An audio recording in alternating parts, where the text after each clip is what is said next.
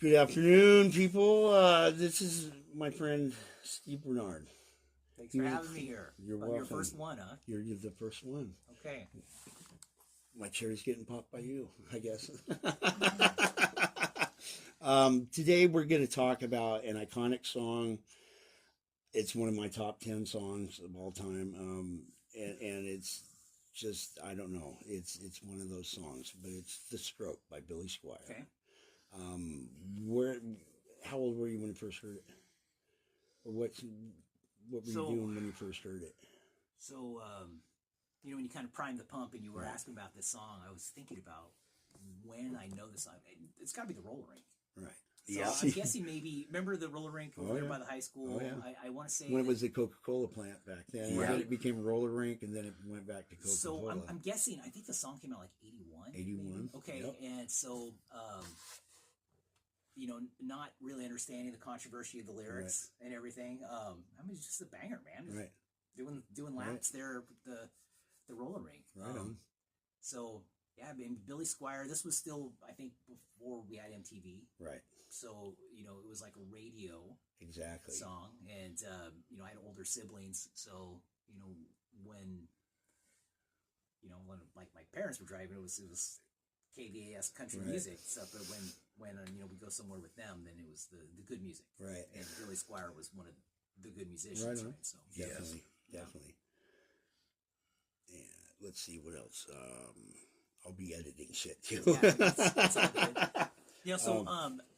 It made me kind of do a little deeper dive into music, and for me, I think we had talked before about I've got all these Gen Z kids that don't understand, and I tell them all the time their music's trash.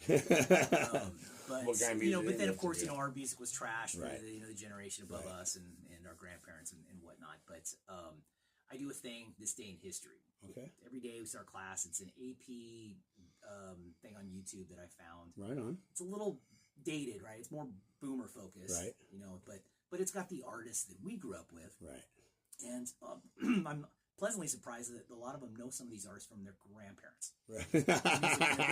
And it's crazy to think that this music is the stuff that's played on oldies radio, but it's just kind of a nice connection to like American pop culture, definitely.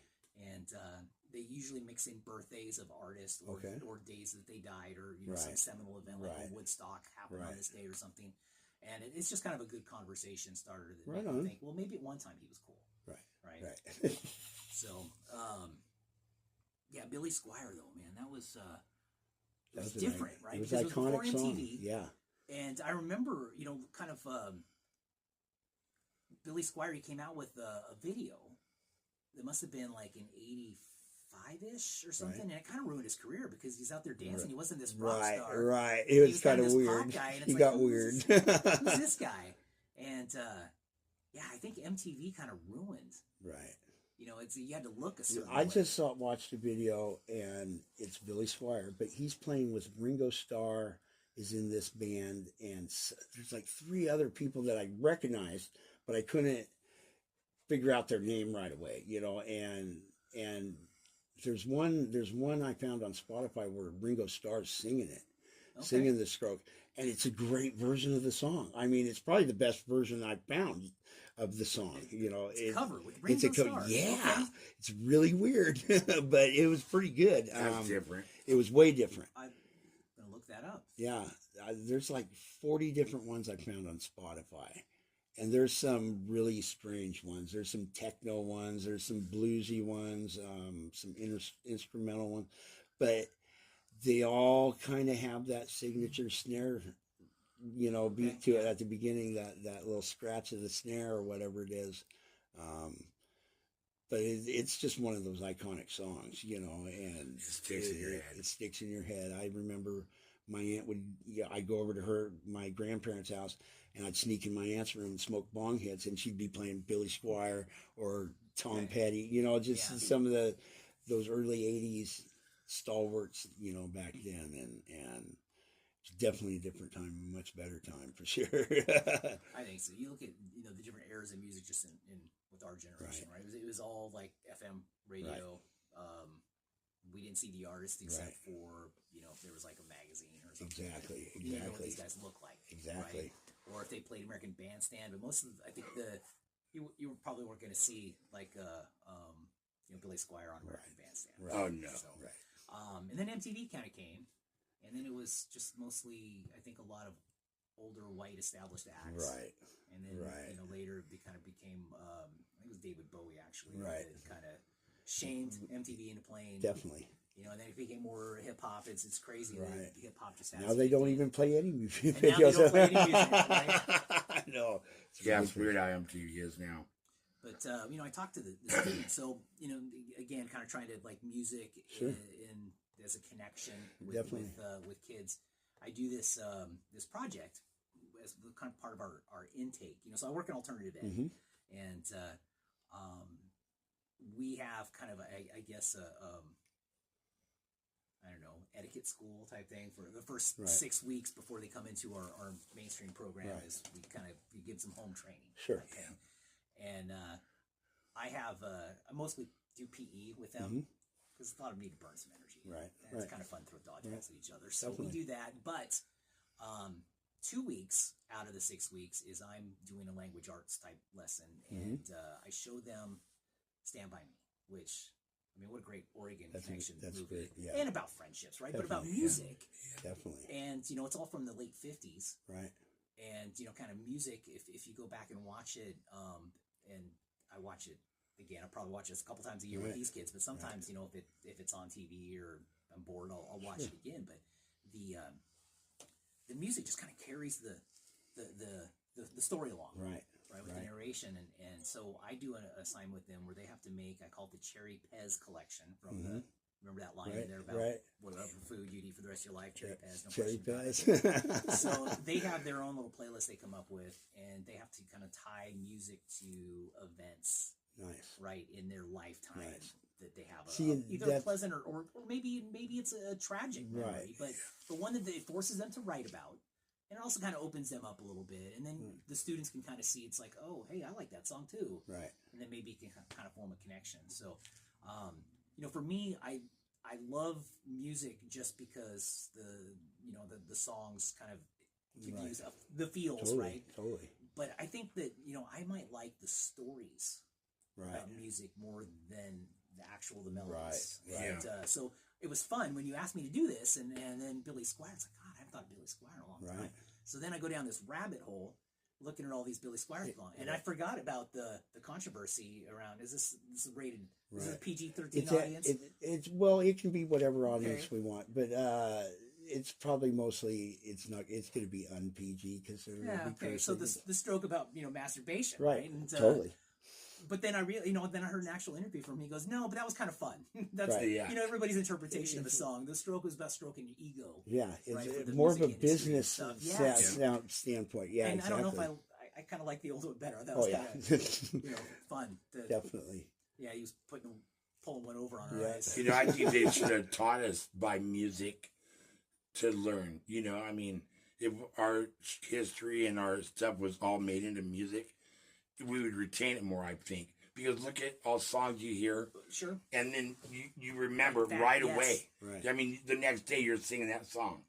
You know what I mean? I'm pretty much, you know what I mean? So, okay, speaking of music, and in that same vein, so I teach government also, right? So, if I were to,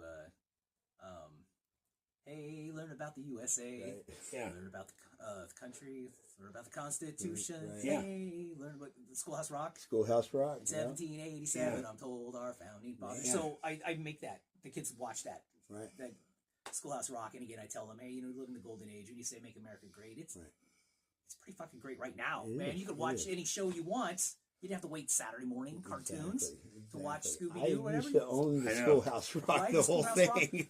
You're right. So I played it for him, and then I played it a second time. I said, because I'm going to create an earworm in you like you. If you ask anybody of our generation, we know about Conjunction Junction and and all of those songs. Yep.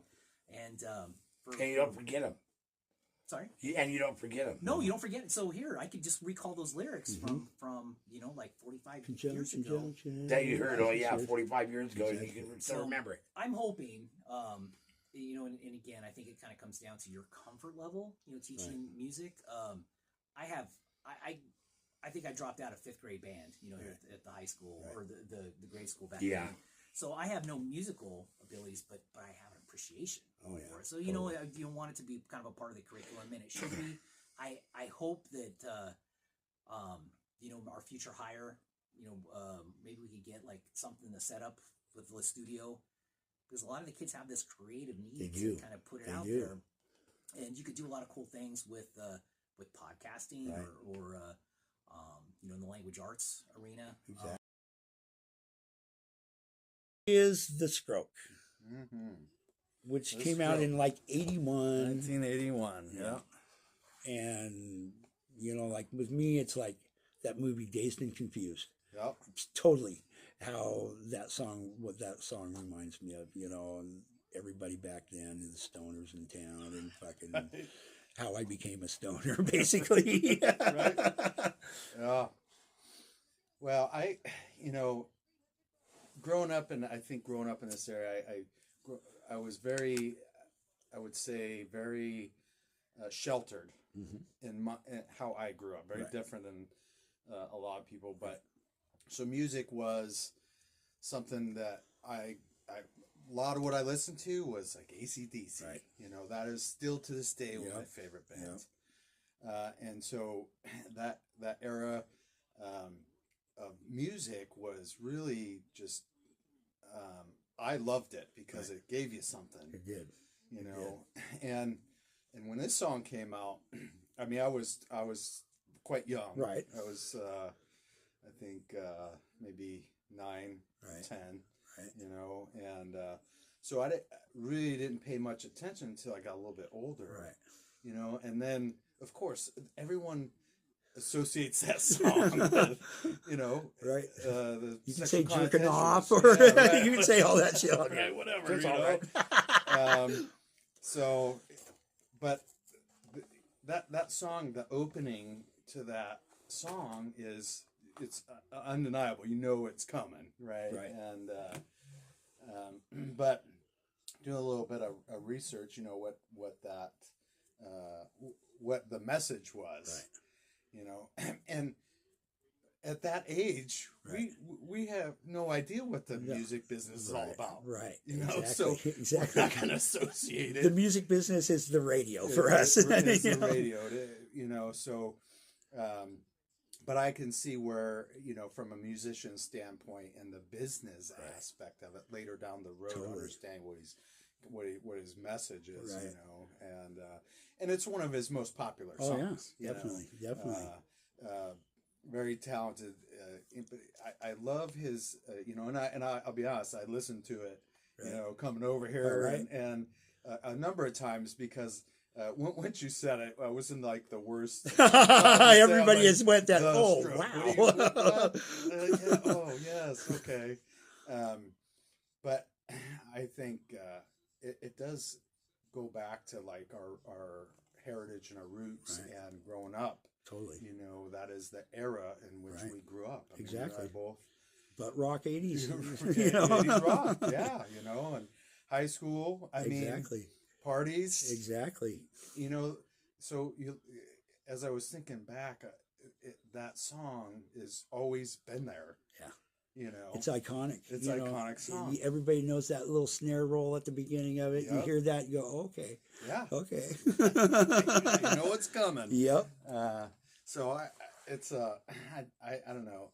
Just I think all that music back then. Right.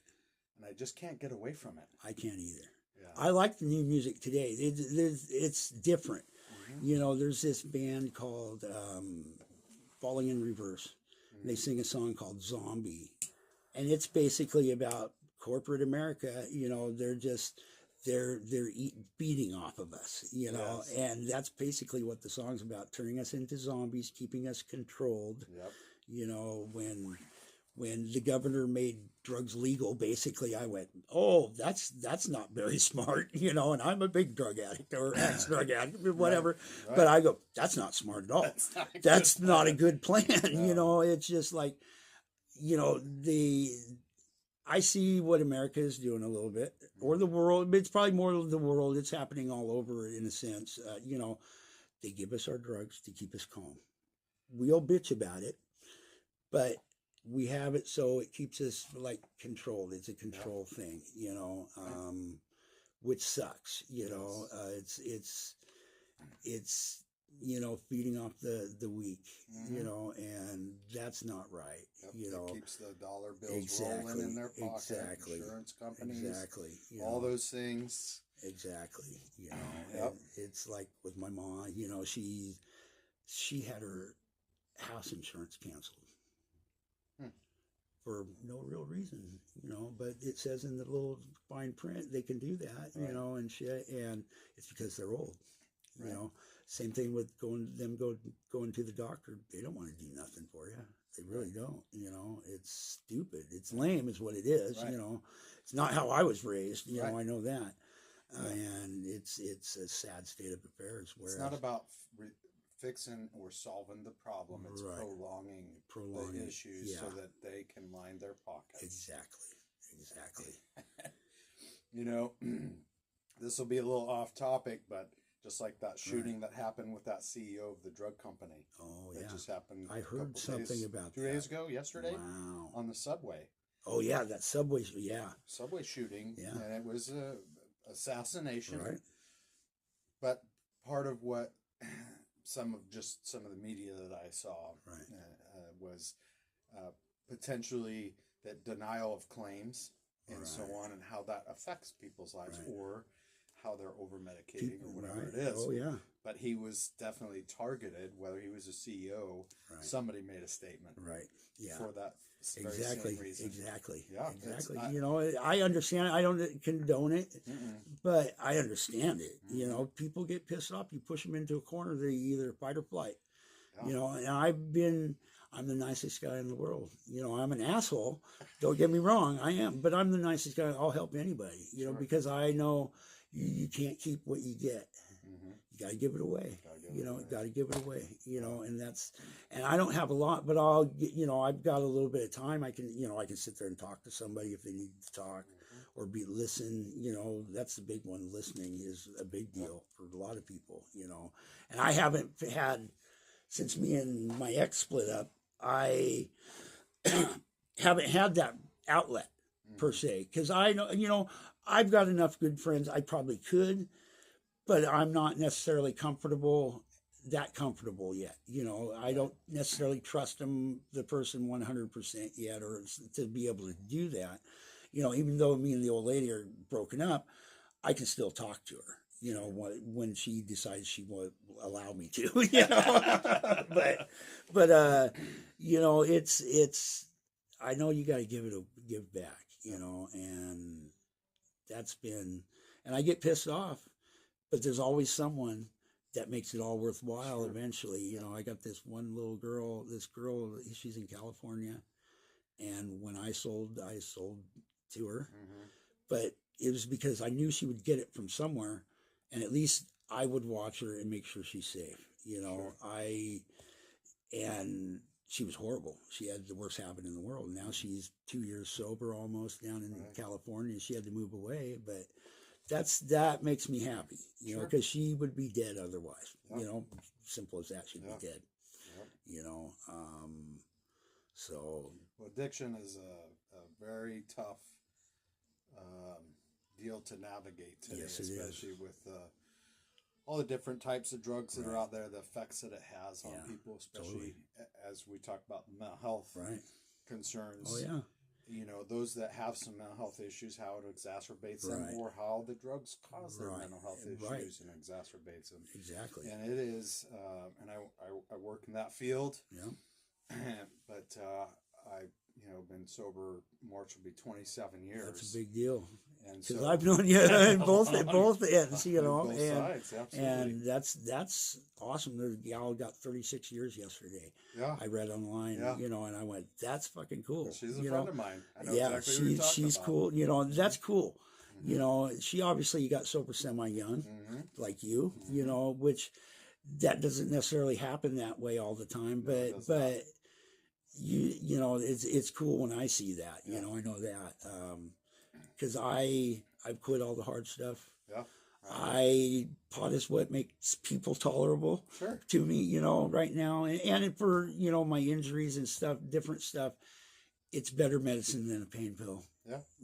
It'll take my mind off it where I don't think about it at least. Whereas on pain pills, I'm still thinking about it because I'm going to come down and I better not come down, so. It's a better way to manage Exactly. things. And I deal with a lot of people that utilize CBDs, they utilize marijuana, whether it's sleep aids. Right. And, it could make a big difference. Yeah, there's enough science there to go.